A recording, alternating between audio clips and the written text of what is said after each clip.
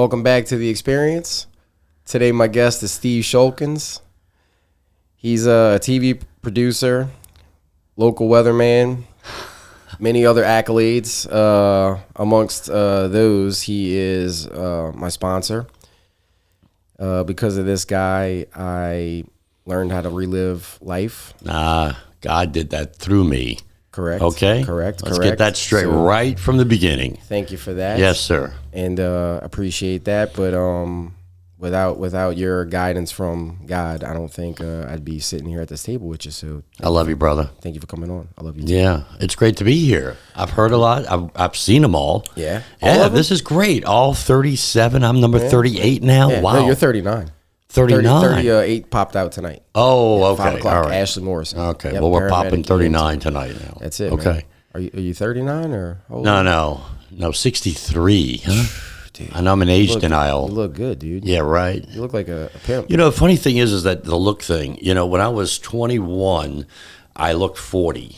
Right. And then I had an uncle You said you looked like a kid when you were like an adult. So, yeah, exactly. So I think at 18, I looked like I was 12. And at 21, I looked like I was 40.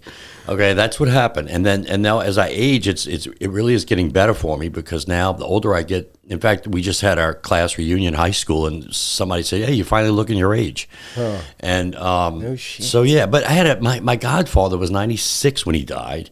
Wow. And he looked in his 90s like he was in his 60s. So, yeah, so there's some good things happening. Is that genetics, you think? I don't know what it is. I'm not a scientist. Do you? Yeah. No, I like to listen to it. I just play one on television. Yeah. How long have you, since you were technically the weatherman for how many years? So I am still a closet meteorologist. So the whole idea is that when I was 8 years old, we were going to the Mardi Gras parade, the crew of Carrollton. And we were just about to leave the house, and there was a bulletin on television. And they said, a tornado has hit the crew of Carrollton parade. The parade is canceled. And I thought, wow, they're canceling my parade. And I continued to watch the coverage, and the weather guy came on with a radar. This was 1968. How old were you? I was 8 years old. Nice. Yeah, and a float actually was blown off of the overpass there, which is now Norman C. Francis Drive. It was Jefferson Davis Parkway, and it flew over, and the guy hit the railroad track below and was in a coma for years. His name I never forget was Pete Latina. Huh. And he was in a coma for years, and he eventually died. But that weather scenario with the tornado hitting the Mardi Gras parade got me really interested in weather. Huh. And so since I couldn't go to a parade that day, my dad had a map of the United States. It was laminated. And it was rain. It was big United States map. And he brought it home, and I put it in the playroom. And since it was raining and stormy the rest of the day, I started drawing cold fronts and warm fronts and low pressure systems. And I really wanted to become a TV meteorologist. Every night I would do the weather for my dad. At 8 years old? At 8 years old till I was about 12. And I realized at 12 that meteorology required a lot of math, and I wasn't good in math. Gotcha. So that time I changed to wanting to be a television news person, because all you had to do for that was to write, and I could write pretty decently. So that's how my television news career came off of my pretend play weather man at home. Wow. When I was a kid. Yeah, I was crazy. Yeah. Yeah, at 5 years old, I was playing a priest. I would get clothespins with towels and put them together, and I'd use bunny bread. I'd smush it for the communion, the host. And I would actually go through the whole Mass, and I'd have my dad sit there and say, I'm going to do Mass, so, you got to come. And so he'd sit there and listen to 40 minutes of me doing Mass. Did you, how'd you get the wine? It was no wine. It was Kool-Aid. Right. Kool-Aid. Right. That's what I figured. But I still... The body of Christ? Yes, the blood of Christ. That's right. I did it. I was a mimicker. Like I would watch a priest every Sunday, so then I could mimic him. And then I watched the weatherman, and I could mimic him. So I think I was I just mimicked what I saw and heard. Kind of like a copycat? Yeah, that's why I don't like to go. When I go to movies, I feel like I'm the protagonist of the movie. Like when I leave, I'm like, I'm that guy, and I'm going to do this. Like I just mimic. Well, I wonder what makes you feel like that, because I used to kind of think like that too a little bit.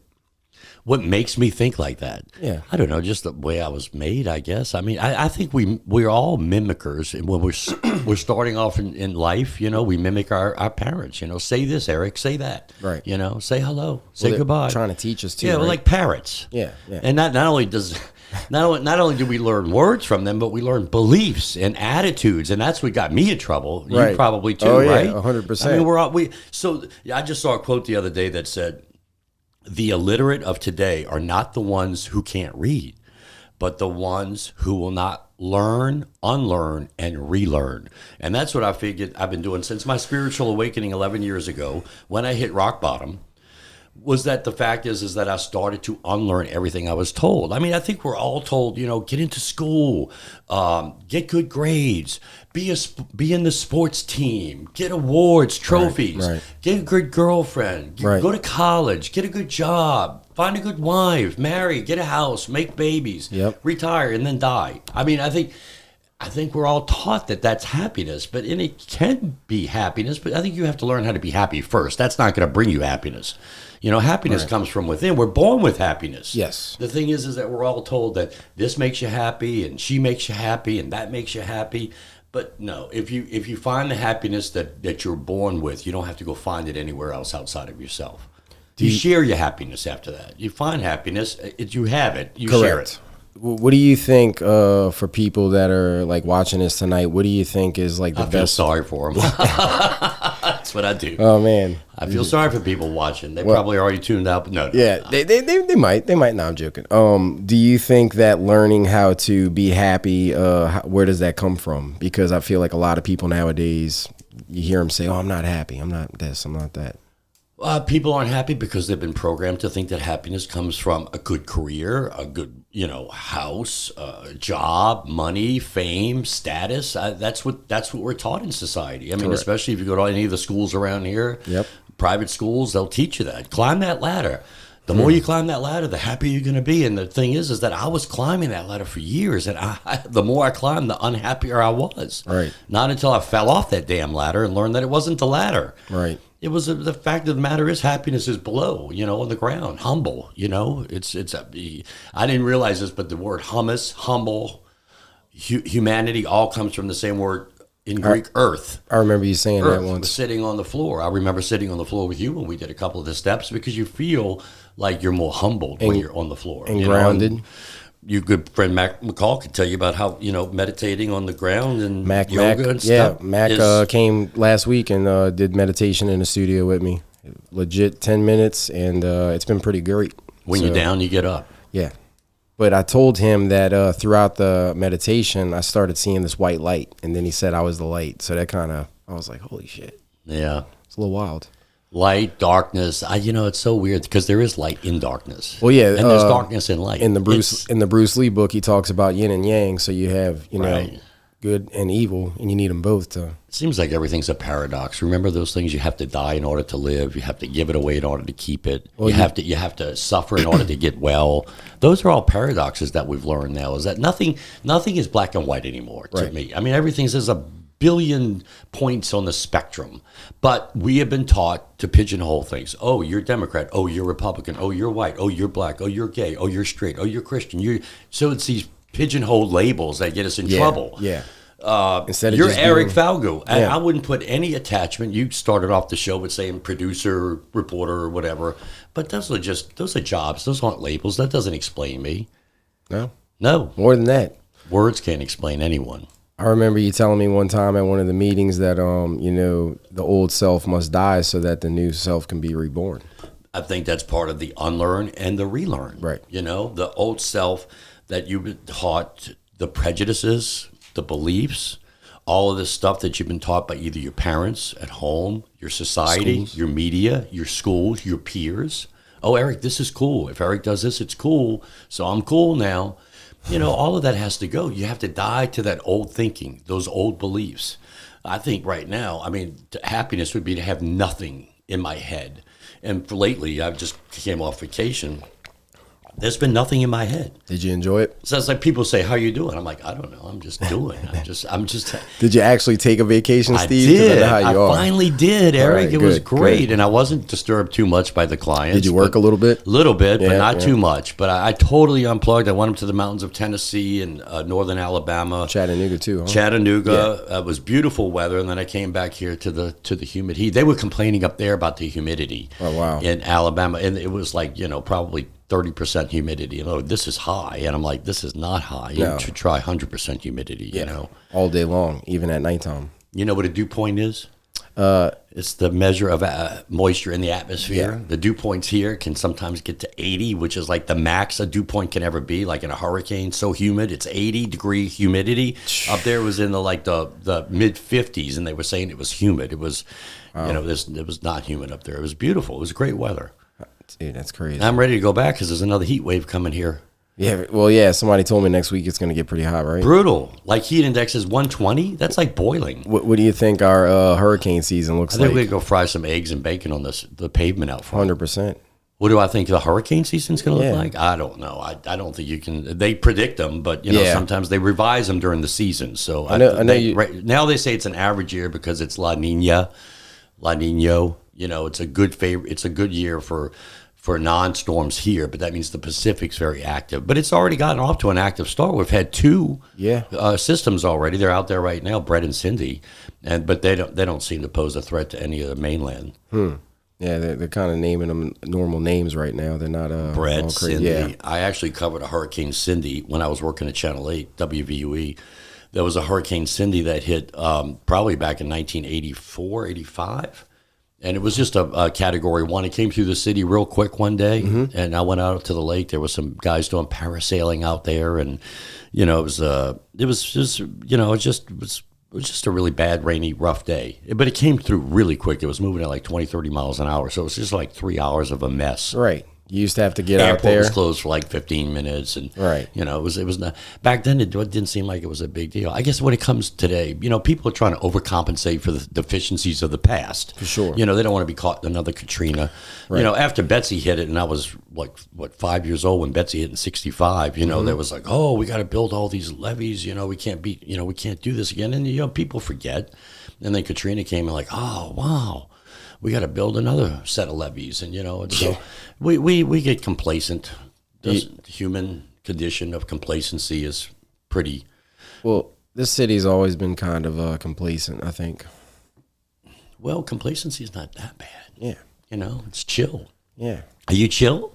I'm chillaxed today. You I did a chillaxed? cold dip earlier. I'm so I feel chillaxing pretty right good, now. man. I'm still on my vacay. Yeah. Yeah. When do you go back to work? Whenever I decide to. Well, I mean, technically you're the boss, right? I think I went back Friday for a while. We had a couple of meetings on the Zoom, and Right. yeah. What's your day-to-day job right now? Because I know you started your own company. Yeah, it was 15 years ago. It was the best thing I ever did. It was a lot of hard work, and at first, you think, oh wow, is this going to work? And it does. Again, you have to learn to put things in the higher power's hands and do the best job you can, Right. and then just let it happen. And it's happening. I'm very blessed that for the last 15 years we've carried on pretty well. So you won an Emmy, correct? I won an Emmy for a television documentary that I did on Irma Thomas. Okay.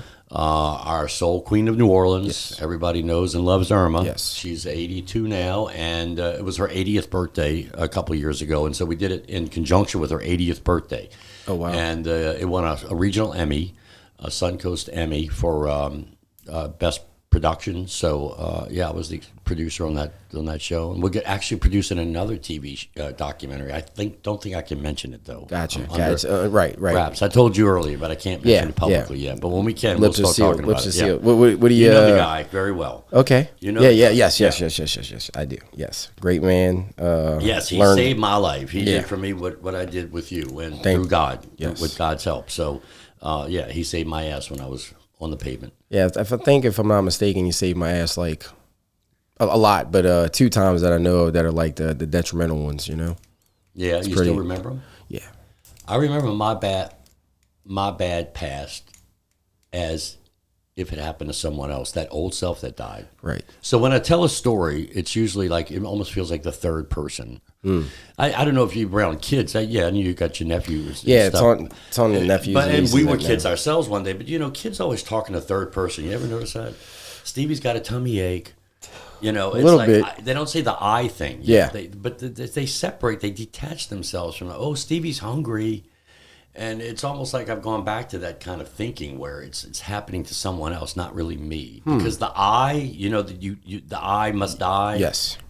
I believe, I think, I mean, I Steve feel is this nothing. way. Steve I is feel no this one. way. Yeah. I'm just this collection of stories and things. You're the But, I vessel, right? You're a vessel. yeah, the I dies, and then the we and him and it, her, the higher thing. It's like that's, I become less, it becomes higher.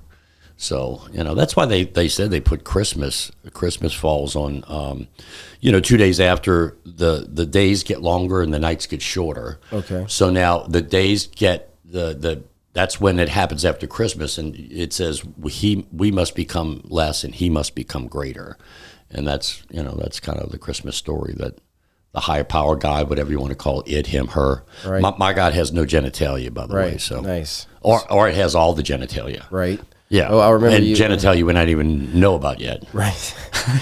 Soon to be discovered. Right. Keep discovering. It's there.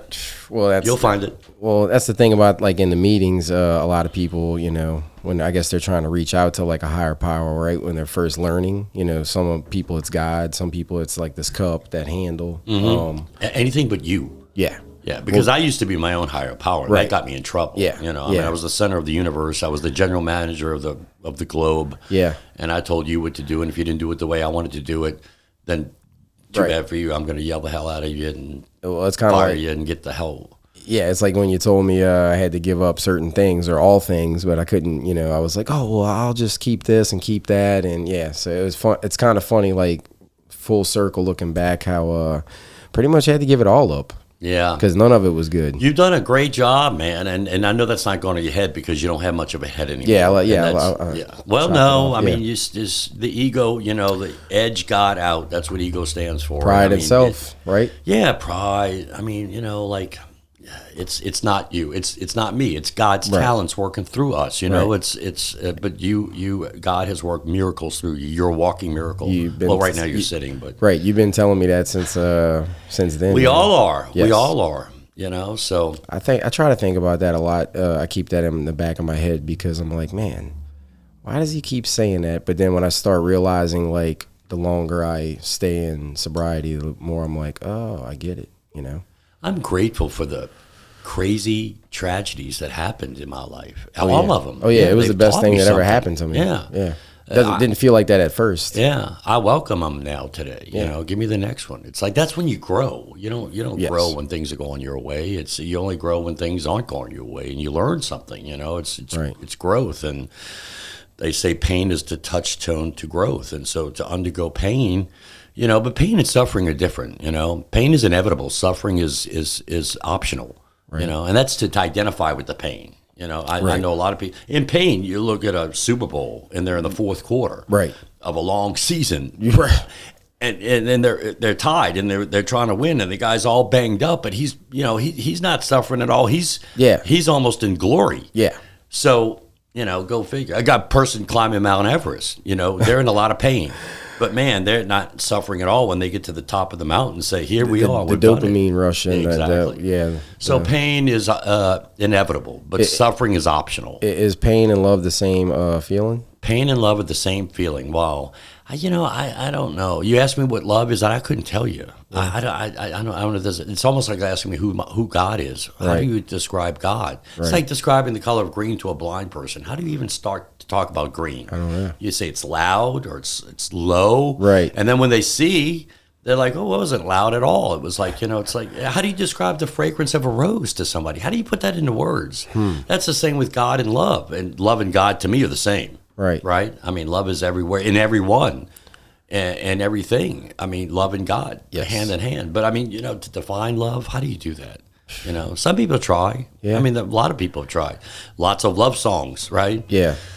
Tons of them. Well, I think the biggest thing right now is people need to start learning how to love themselves first, because I think when I started doing that is when things started changing for me. They say in the Bible, love one another as you love yourself. And I think the problem is people don't know how to love themselves. Yeah. So how can they love one another? Correct. So hurting people. Yeah. Love, I think, is accepting, is helping you grow. Not wanting to be the picture that I form of you in my head, that when you don't do certain things or say certain things, I'm gonna, it's gonna fall out of love or whatever. Now, in love is totally different and crazy. That's just a drug. That's attraction. That's it's normal, physical kind of emotional kind of attraction. That's you know, A little bit of hormones mixed in there. yeah, falling in love. That's pretty. How many times you think you've been in love? In love, probably, I don't know, 4, 5, 6, 7. Yeah. I don't know. Yeah. Yeah, I might be in love right now. There you go. Yeah, with this show. Hey, well, what do you think about it? You think it's okay? I mean, so far so good. This show? Yeah. Is it okay? Yeah. With me on it?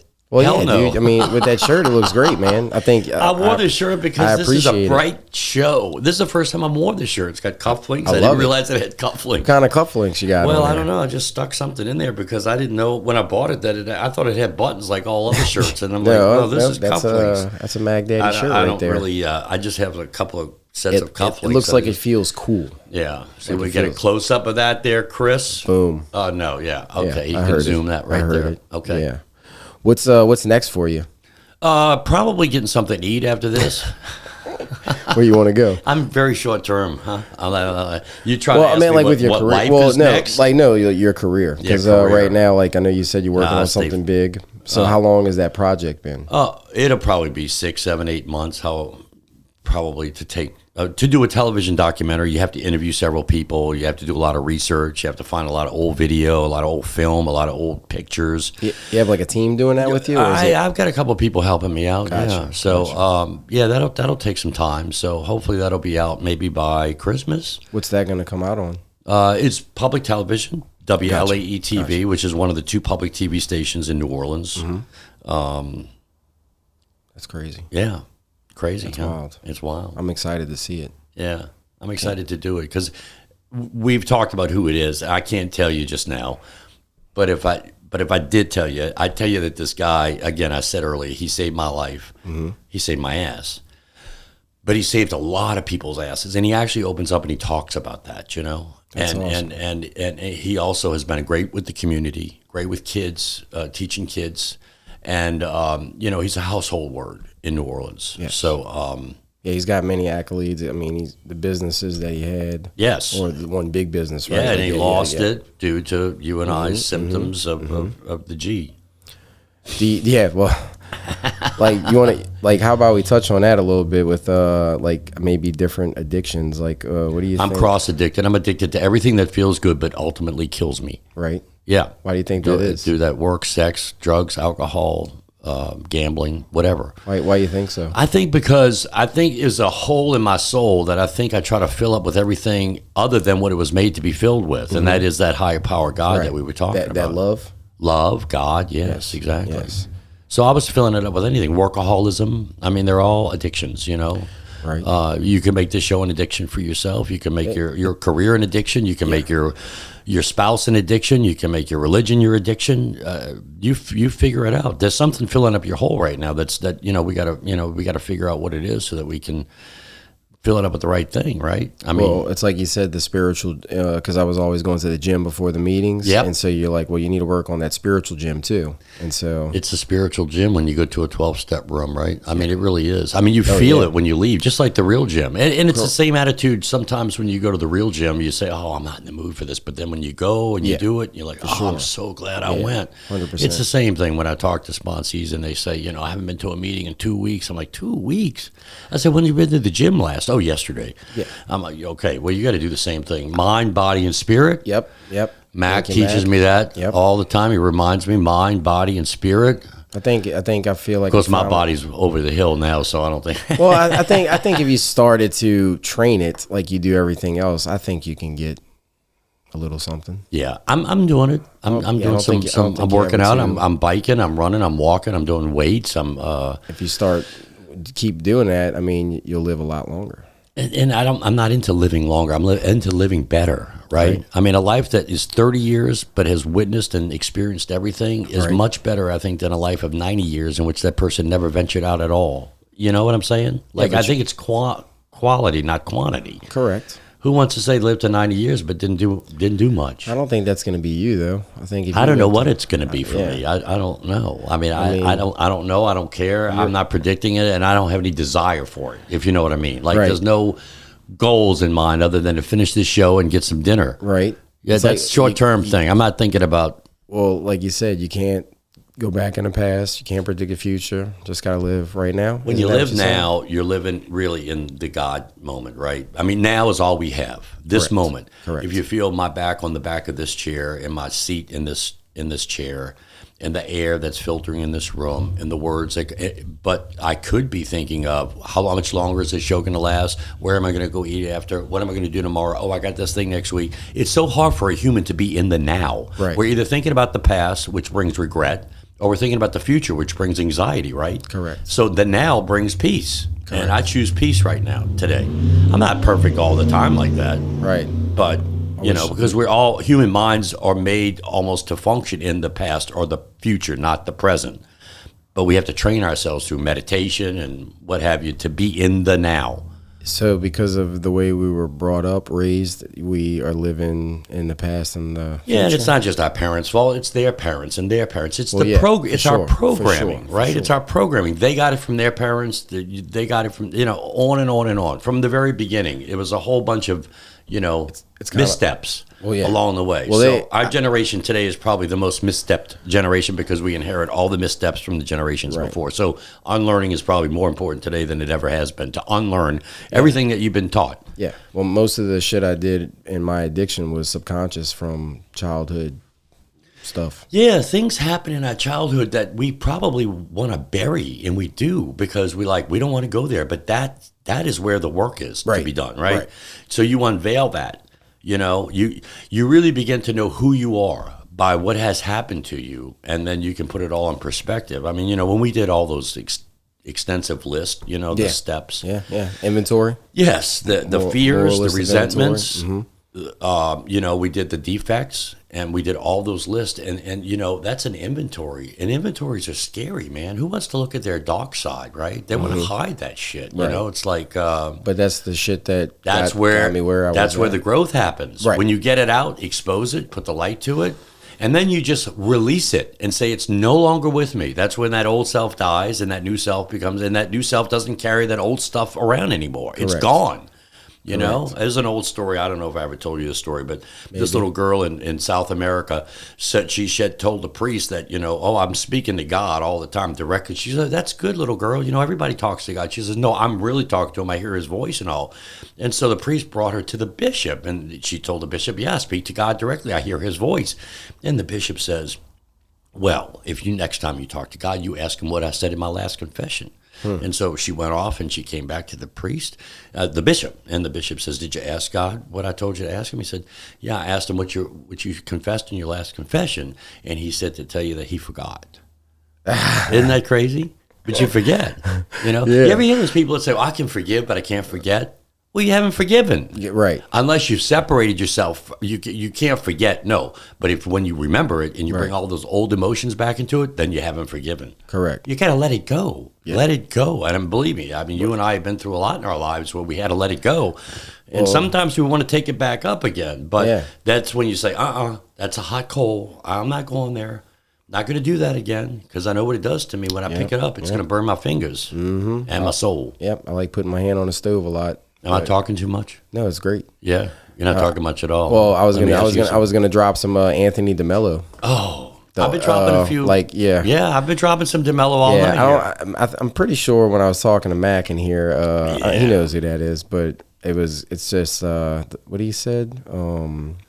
You're still awake, still asleep. You're not awake yet. So most people are born in their sleep. They marry in their sleep. They have kids in their sleep.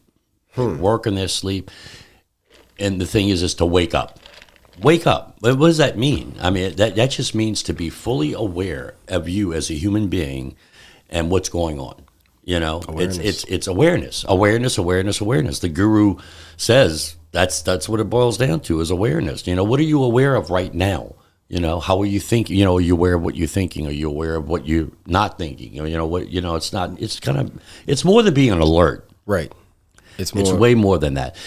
Am I aware that maybe I misspoke tonight?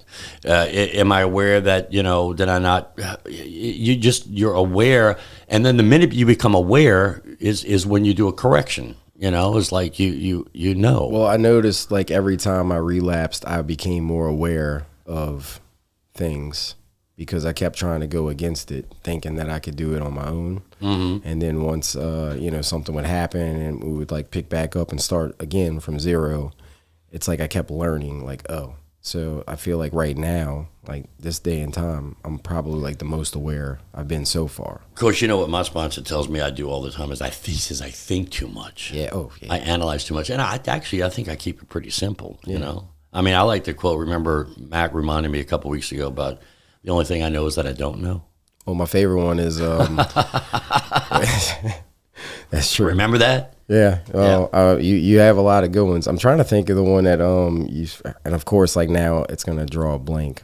There's some great ones. I mean, you know, keep yourself open to everything, but attach yourself to nothing. Correct. You know, that's, you know, attachments get us in trouble. DeMello, that's all about DeMello. Yes. He took the Buddhist, Tao, all that stuff, and the Eastern and the Western, he combined it, he married it, and that's, I think even the church got a little mad at him for doing all that, but attachment is deadly. It's desire. Right. Now, you know, I had a desire to come here tonight, but that desire was not like life threat. Like if I'd gotten in an accident and ended up in the East Jefferson Hospital emergency room, then I accept that. Yeah. You know, suffering means I'm out of touch with reality. Correct. You know, oh man, I really wanted to do that show tonight. Oh man, oh man. Well, what you first told me that I actually have it written down on my notepad in my studio. It's 90. Life is 90% what happens, 10% how we react. Yeah, it's to that. No, it's 10% of what happens to you, and the other 90% is how you react to that 10%. Correct. You know. Yeah. So I mean, you called me and said the show's off tonight. I'm okay. All right, fine. You know. All right. Old Eric would have been like, Steve don't want to come tonight. I'm pissy. Yeah, right. You know? But I don't. You know, what is your attachment to today? I'm not asking you, I'm asking people who are listening. General, write down your list of attachments. What is it? Is it smoking? Is it a girl in your life? A guy in your life? Is it this job? Is it your fame? Is it your money? Is it your house? Is it what can't you not live with?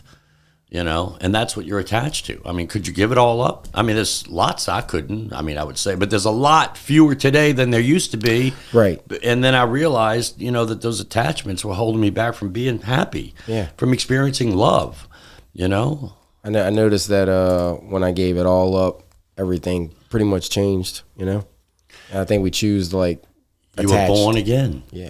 You were born again. I mean, you know, people used to say that about religion people, you know, born again. Oh, he's born again. But then, you know what, Eric? I found that I have to be born again each day. Yes. Like to me, like it all starts over every morning. And I try not to bring the crap from yesterday or last week or whatever. You know, somebody texted me this week and they said something about, oh, I've got this and that going on. It's been a bad year. And I'm thinking, a year?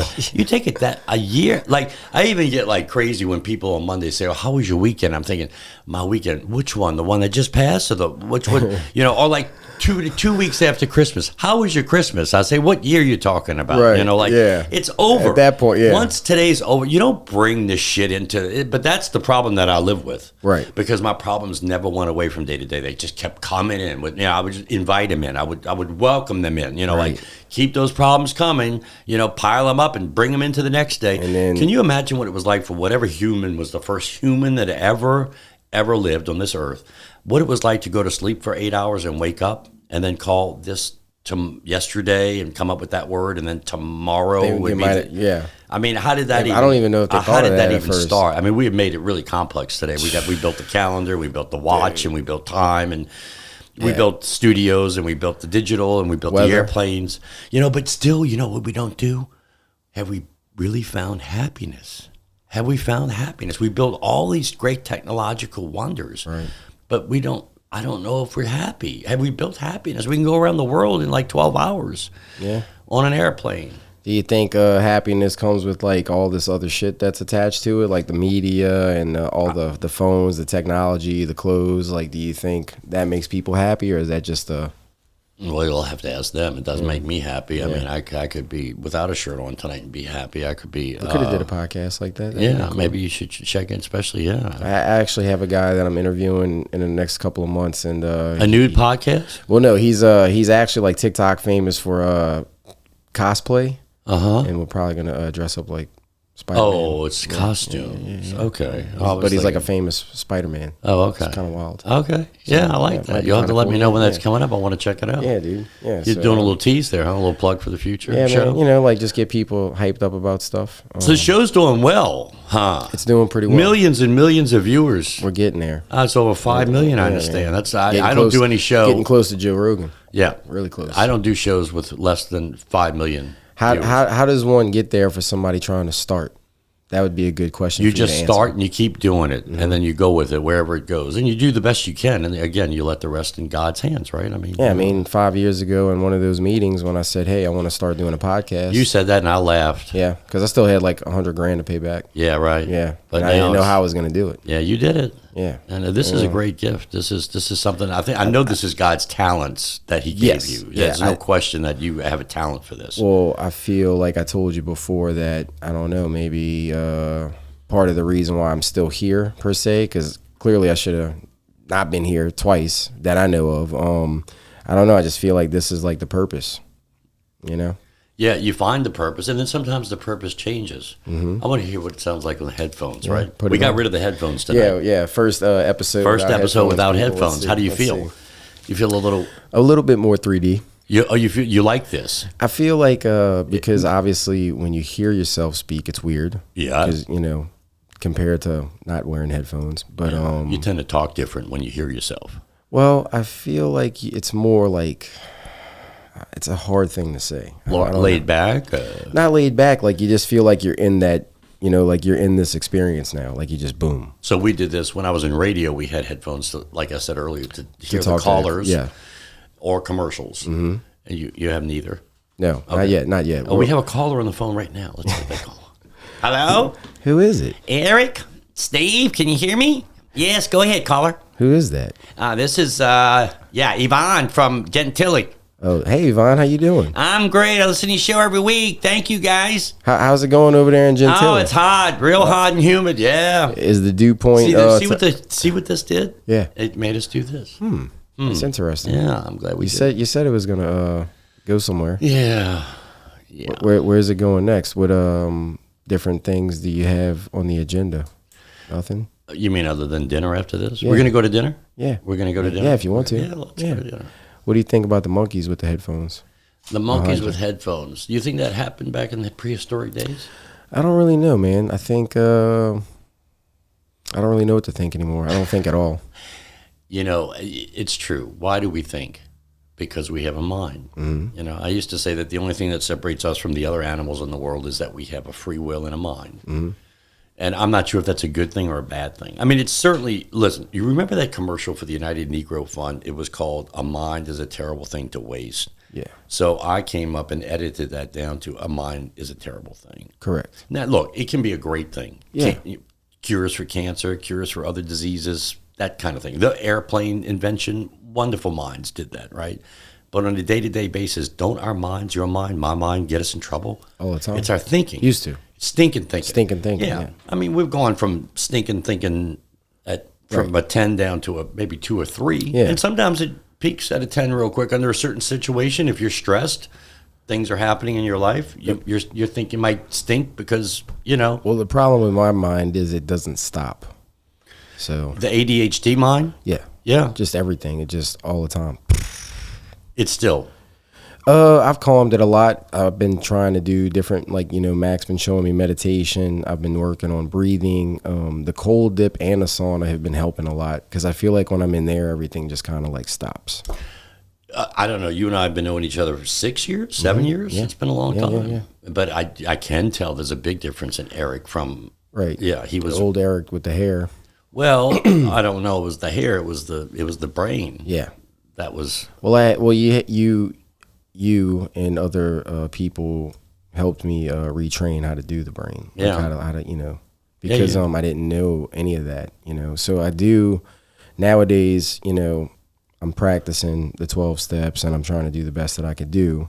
And I still feel like when I see somebody that hasn't done any of that, I almost kind of feel sad for them because they're just kind of like Anthony DeMello said, they're not awake yet. Right. And I think with this podcast and just the people I've been interacting with, I'm trying to bring awareness to them, or like show them another side. Like, hey man, it's like I'm not telling you what to do, but this is like a suggestion, and that this has like helped me. And it's not like something I'm pulling out of my ass. Like, this was taught to me, and a lot of people that, maybe someday they'll get to meet, or somebody else. So I feel like it's been pretty great. Has anyone that's been listening to the show regularly contacted you, phone, Instagram, and reached out and said, Eric, I'd like to talk to you, and you've kind of helped them out? Well, I did have my buddy Cody Thunder, who is a professional boxer, MMA fighter. He reached out to me on Instagram, and I had him on the show.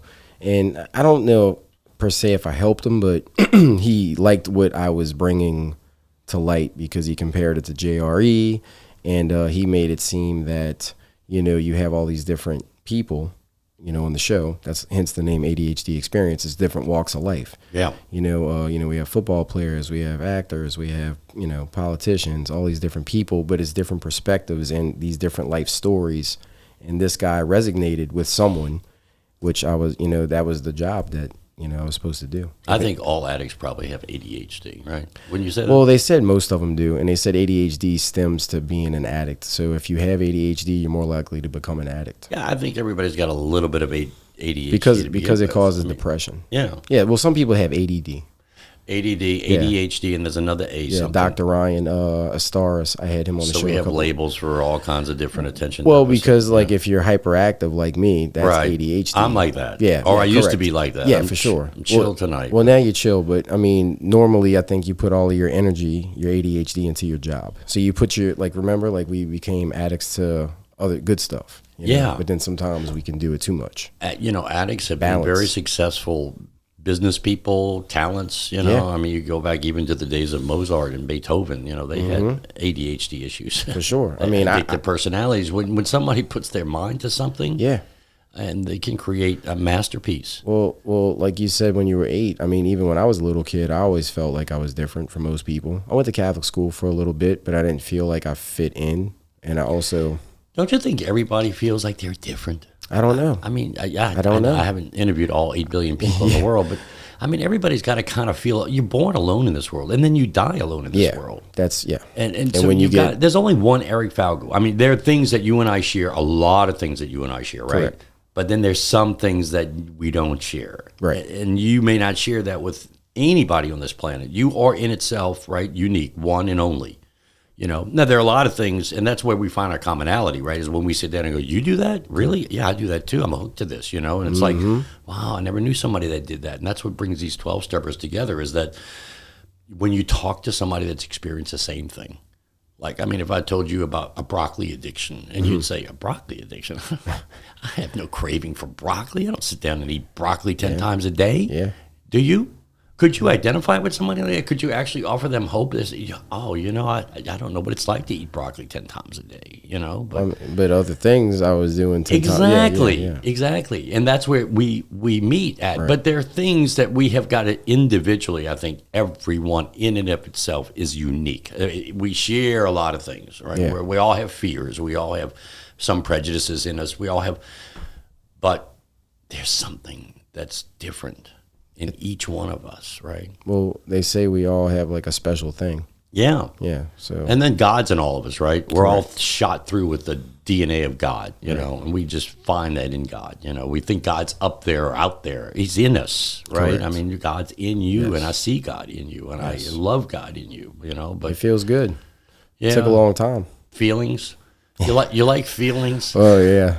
I don't know about don't feelings. ask me to circle emotions. 100 of them. Well, Yeah, feelings and emotions, right? You know what somebody reminded me of the other day? They're like children. Emotions are like children. You don't want them driving the car, but you don't want to stuff them in the trunk. Yeah. So when I get emotional about something, if I'm aggravated or frustrated or impatient, it's that emotion is not going to drive my car. I'm not going to let it take over. Right. But it doesn't get stuffed in the trunk either and forgotten about. It's awareness. I say, okay, I'm frustrated right now. Okay, what do I do? Maybe I pause. Maybe I meditate. Maybe I pray. But I'm aware of the frustration. And the minute I'm aware of it, it begins to just melt and dissipate, right? Well, because you've had training, I would say.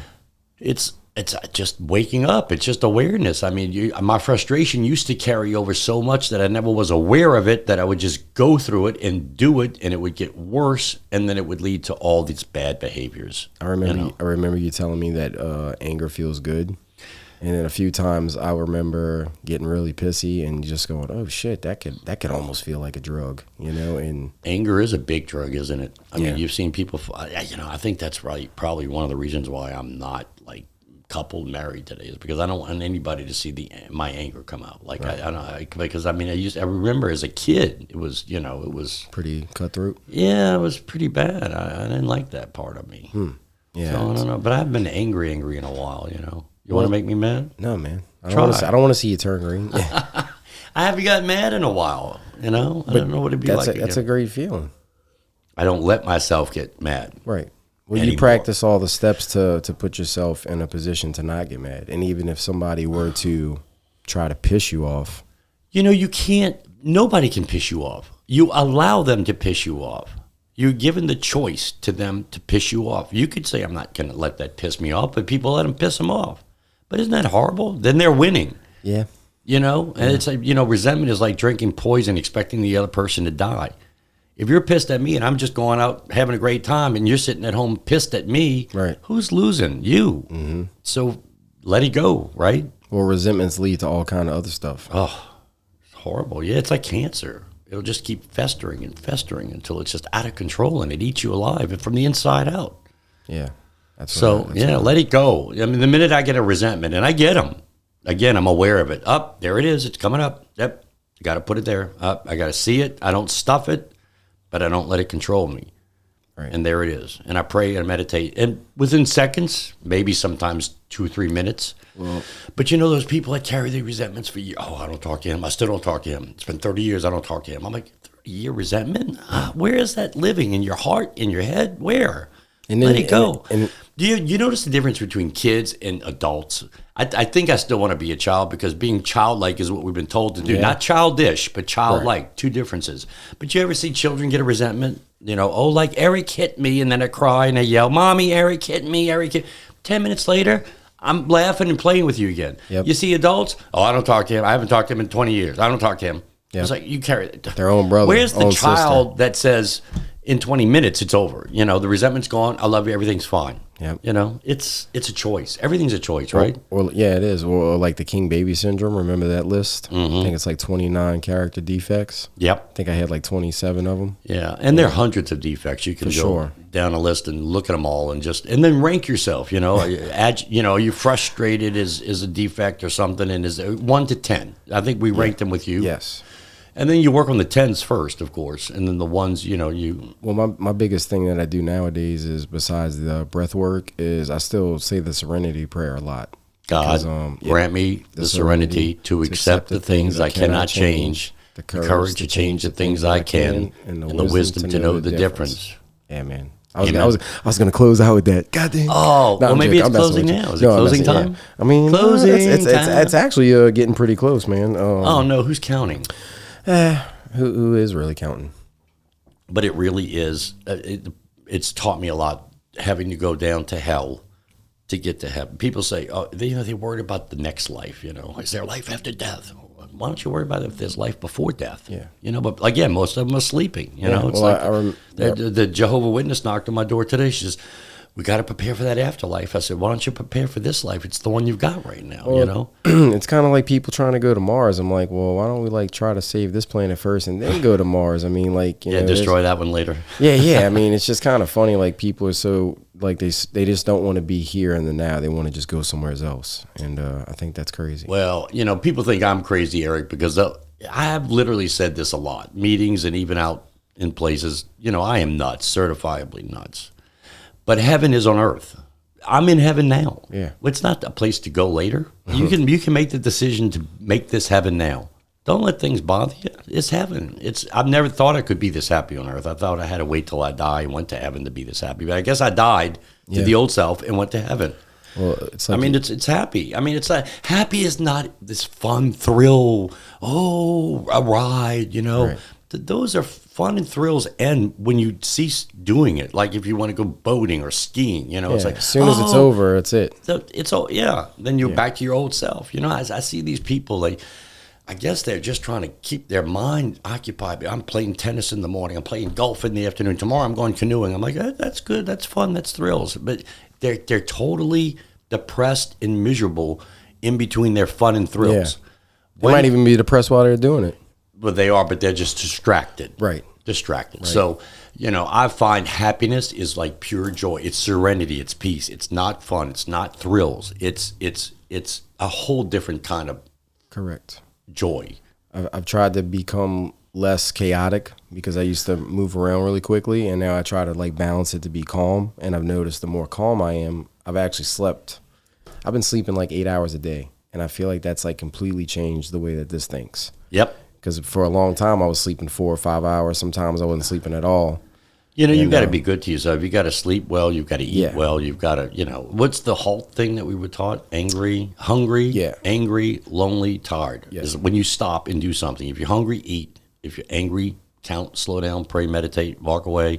If you're lonely, call somebody. If you're tired, get some sleep. Yeah. You know? I still need to come get my 5-year chip. Yes, do it. It's Gonna be there Monday? March.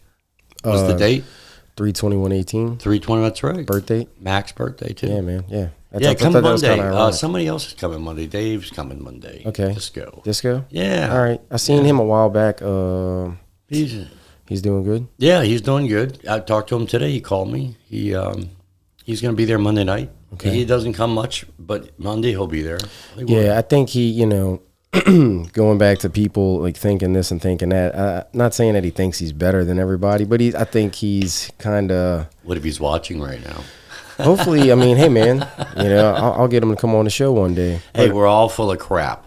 Yeah. You know, I am, you are. That's another thing. I think enlightenment is the point where you ask yourself, is it me who's crazy or is everybody else crazy? And the answer to that is we're all crazy. Yeah, we're I know. all bozos on the bus. Yeah, we're I all know defective.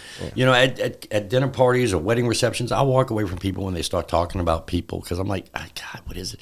When you talk about people and you bring up their defects, you're just trying to take the light off of your own. You know, it's like, oh, look at him. He can, you know, it's like, it's so childish. You know, they do it in politics, you know? Oh, for sure. I mean, you know, one president stumbles, the other president stumbles, and the other, that's pointing out all their each flaws. side, yeah. Oh, look, he tripped. Oh, look, he tripped. Oh, But none of them what is are that, really, like 5-year-olds?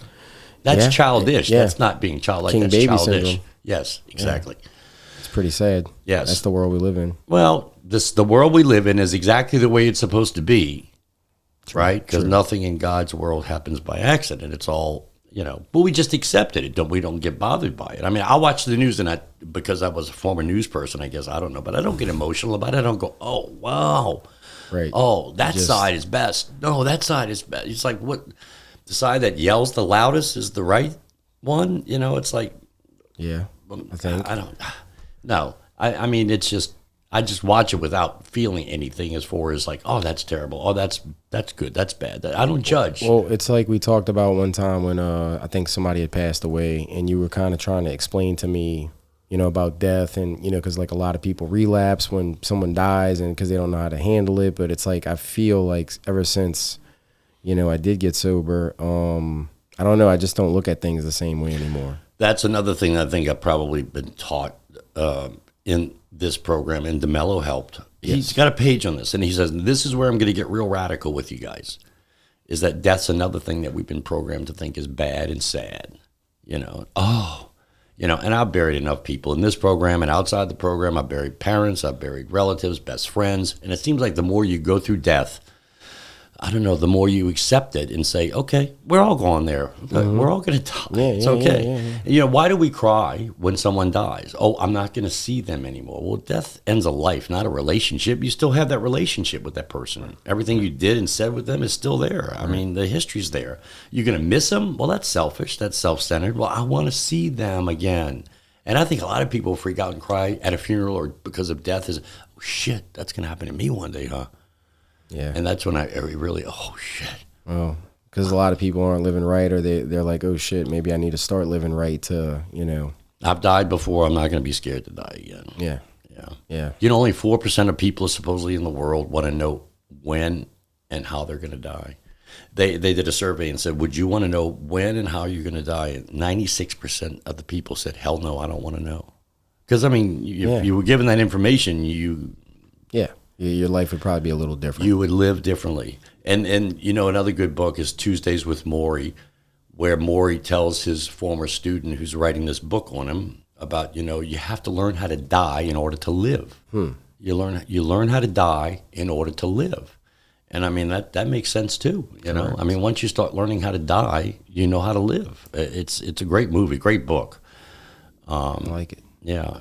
Have we watched the movie together? We should watch it No, again. I remember you speaking on it before because there's a lot of great quotes that you always tell me. Great And quotes in told there. me. Yeah, it's a professor. It was a true story. His professor's dying, and he's got ALS. And one of his old students comes back. It's Mitch Albom, who's a successful sports reporter in Michigan, Detroit, and covers all of the major sports. He went when he learned his professor was dying. He went and visited every Tuesday until he died. Oh, wow. And this professor taught him about life, about love, about relationships, about family, about what was important and what was not important. Yeah, it was his mentor. And they did this every Tuesday for, I don't think it lasted 3 or 4 months. He was there every single Tuesday. And the books he wrote from that adventure with his old professor were priceless. I mean, you know, the great quotes in that book, great quotes. I have to look it up. Yeah. Yeah, I remember you saying something about it. How can people find you if they want to see your page or get in touch with you, man? They can come to my house and they can look through my bedroom window, the one in the back of the bedroom window. I'll keep that open and they can look in there and they can find my page there. Yeah. Cool. My page on Instagram? You know, just like your Facebook? hand. Yeah, because, I mean, you know, somebody might want to I think it's on the reach out screen. to Steve and have him do some television stuff for me or some production stuff for me. Yeah. You know, or just talk to you. I don't know. Some people might reach out to you. They might like the shirt. Steve Shokins. Steve Shokins. I didn't make the shirt. I just bought it. No, I know that. You, know, made it that's look good, though. You know, when people give compliments about that, I don't understand that either. It's like people say, this is a nice shirt. And I go, well, I didn't make it. Yeah. Well, maybe they meant it looks nice on you. Yeah, well, it's not like both? but they're giving me a compliment, like I made it, like I didn't make, I bought it. You know, it's like, well, you made a good choice. I'm like, well, it's like, Oh man, those are the worst. yeah, right. Those are the ones that are. You have a nice insecure. shirt on too. Thanks, man. You made it? Oh, I mean, I made it fit. Oh, you made the arms bigger. Yeah, I've been buying extra large shirts just so I could look smaller. Yeah, No, I'm joking. You're looking good. Thanks, You're looking man. great. Spirit, mind, body, spirit. Yeah, and you're feeling good too. That's the key, right? Marty Bonds. Bonds. Marty Bonds. Mind, body, spirit. Body, spirit. Yes. Mind, body. I finally started doing more of the spiritual stuff. You know, things that have been happening. I used to always go to the gym first, thinking like that was the best way, and then I'll work on the other stuff you showed me, which, you know, obviously I needed more of this than that. And I feel like for the first time I'm worried more about the brain and the spirit, and then the gym has kind of come like second. You worry? As far as like if I'm gonna go to the gym, like I missed the gym 2 or 3 times this week and it didn't bother me. You know, old Eric would have been like, "Oh, I got to go twice a day every day." Yeah. But I made sure that I educated myself throughout the entire week with like the things that I've been doing. It's just, you know, I think you reach a point where you just say, you know, don't get down on yourself for anything. Don't feel shame. Don't feel guilt. Don't feel. Yeah. I mean, what does that do? The shame and the guilt are actually worse than the That's actual. the shit that makes you end up doing bad things. You know, when we went on a retreat together, we did a little list of sins. And after having done that for several retreats, I was wondering, you know, I Googled, what is the biggest sin of mankind? Do you know what it is? I thought it was like lust or, you know, lying or cheating or stealing. It's self-justification. It's rationalization. We rationalize things too much. We justify things. biggest one? I can't come tonight because I have to do, but that's the biggest sin is self-justification, rationalizations. Oh, shit. Yeah, I thought it was, you know, we think minor when we think the big picture is that we're always coming up with something Is there another to retreat? suit our programming. Yeah. Is there another retreat? August 11th through the 13th. We're going to Mississippi Bay, St. Louis this time. Okay. And love for you to come again. Yeah. I was going to ask you about that. Maybe you can tell your story. Yeah. I mean, we could set that up if y'all think it's proper. Yeah, we'll talk about it. Yeah, I think it's good. Good. That what the Mellow and the 12-step program and the retreat did for me was all of it was the change that changed everything for me. Well, yeah. You know, Yeah, you definitely. just can't change a little. You got to change it all. You can't work at half measure. You have to work it all. As you know, you got to give it all. Yeah. You can't get rid of half. I had to give it all up, and I definitely feel like that retreat changed my life for sure. It's hard to explain to people because I try not to explain it to them. Just let them know, like, hey. Yeah, it's hard to explain a lot of things that you can't put into words. Like I said earlier, God, love, you know, transformation, enlightenment. What does that mean? I don't know. I can't put it into words. All I can do is say it's here. It's now. It's happening. Yes. Thank you for coming on, dude. Thank you for having me. appreciate you. This is great. I love you, brother. I love you, man. Can we hug over that thing? Oh yeah, we No? can. We'll hug later. Get some energy on that. You want to take us out? It just shocked me. Yes. Okay. God, God, grant me the serenity to accept the things we cannot change, the courage to change the things that we can, and the wisdom to know the difference. Amen. Keep coming back because it works if you work it. And I love you, brother. I love you, man. Thank you for coming Thank on. you. If you guys like the show, please like and subscribe and share with your friends. And we appreciate Steve coming on tonight, and we'll see y'all next week. Thanks.